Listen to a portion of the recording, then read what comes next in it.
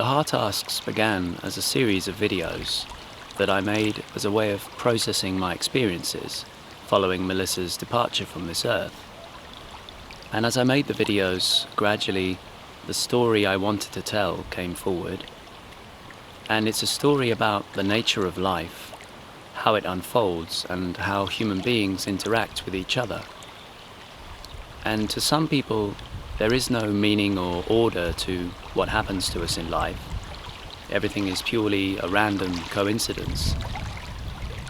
But when I look back on the last 10 years since I asked the universe for spiritual guidance, and then I look at what followed, the people who came into my life, the messages they delivered to me, the things I was shown again and again, the idea that all of this is purely random coincidence is so implausible to me, and I abandoned the idea a long time ago. And initially I made the film for the benefit of my own understanding, but I was aware that people around me were struggling to relate to my worldview after Melissa had left. And so I decided to share the film, if only to offer an alternative perspective on life and on this idea that we call death.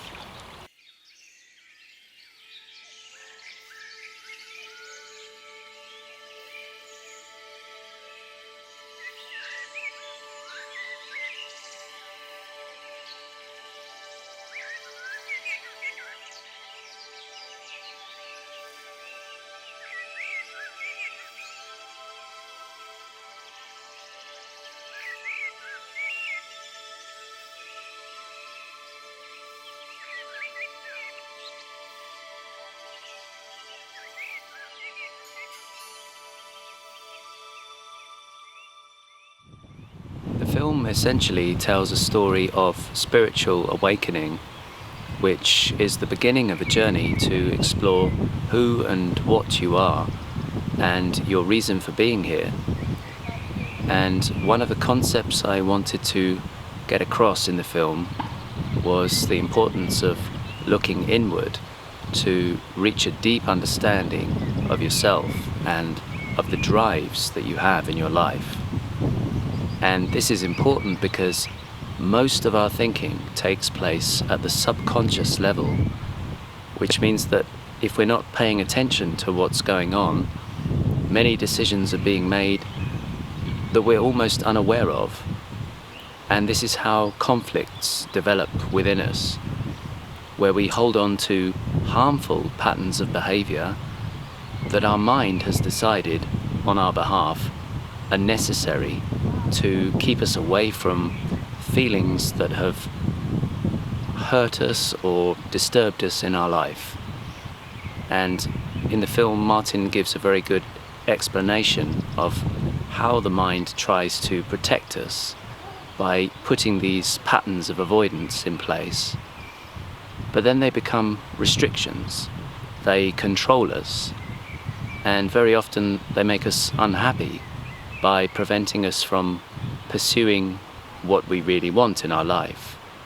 And for me, the spiritual journey is very much about facing your fears and traveling through them so that they no longer control you.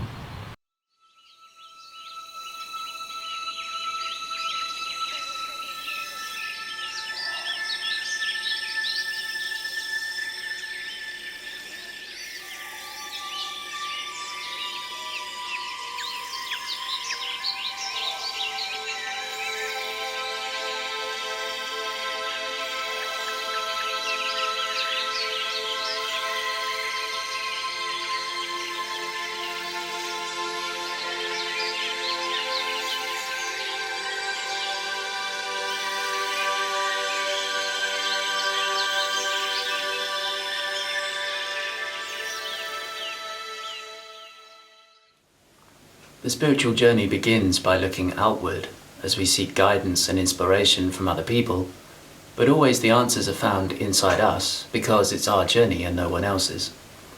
But I chose to share my story simply to provide an example of how the story can unfold. And it's very common to go through a period of hedonism when we're younger, But then we realise we have other desires which require money, and so we go in search of some sort of career to raise our standard of living. But often we can get caught up in the materialistic side of living without considering how we feel about life. And it can be easy to get into the situation where we respond to negative emotions by attempting to make ourselves feel better with nice food or alcohol or holidays.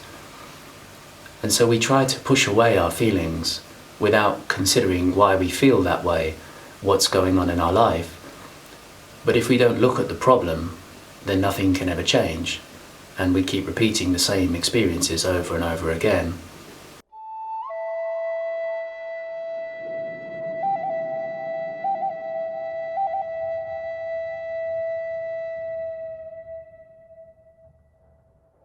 You have to get away from what everybody else is saying, including me, from what everybody else is saying, and get down to, where am I? What do I think about this? What do I feel about this? What does it do to me when I feel like this? When I think about doing that, what does it do to me? That's all you have, because it's you, it's your life. Even though we choose to be in relationships with other people, and we have friends, and we have family, and all the other stuff that we try to fit in with, at the end of the day, we're alone. We are. However you want to look at it, we are. We can try to create bonds with people, which we do when we get close relationships. But at the end of the day, you're alone. And all you're left with is, what do I feel about this? What do I judge about this? Do I feel good about me? Do I not feel good about me? What should I do? What do I feel I have to do? It's all of these questions, always about all of everything that you're thinking and doing and feeling and deciding. And that picture is who each of us are at any moment. And we need to come to terms with that it doesn't actually have anything to do with anyone else. It actually has to do with me. What do I think? Do I feel? What do I do? Don't I do? Why do I avoid this? Why do I choose that? It's about that and nothing else.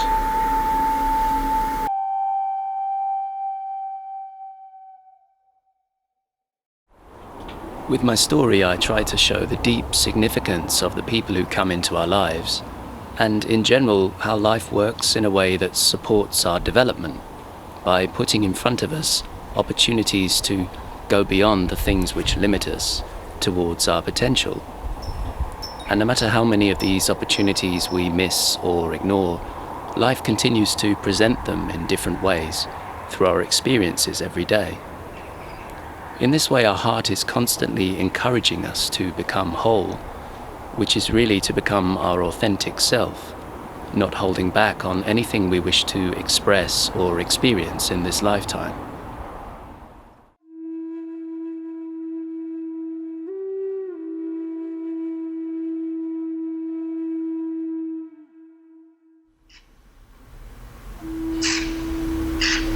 It's just very sad to lose.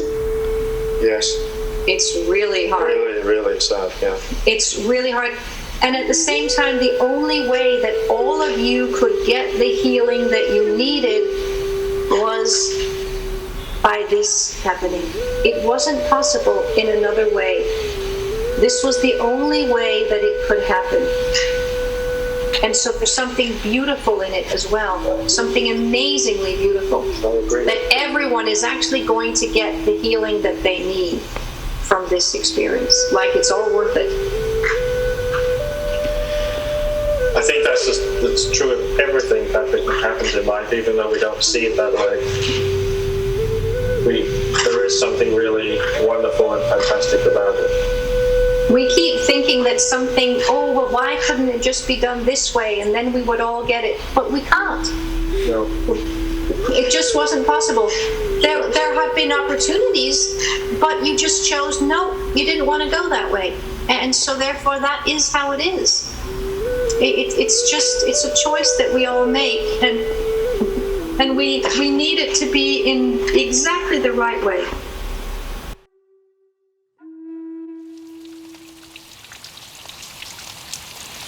I made this film primarily for myself and for those whose lives were touched by the story, but I share it with a wider audience in the hope that some people will consider what their spiritual journey is. And it's my intention to broaden the definition of what that means. To be in touch with your spirit is simply to have an understanding of what your life is about, what you came here to experience. It's not really about what you believe, or whether you practice meditation, or whether you go to church. Rather, it's about whether you're living a life that has meaning for you or not. And some of us are finding meaning through our work, through raising a family, through helping those in need. All of these are spiritual journeys because each of us is a spiritual being that's looking to explore some aspect of existence in this lifetime. And so the journey is really about letting this story unfold, working through the challenges that come up, and bringing what we have inside us into the world as a unique gift.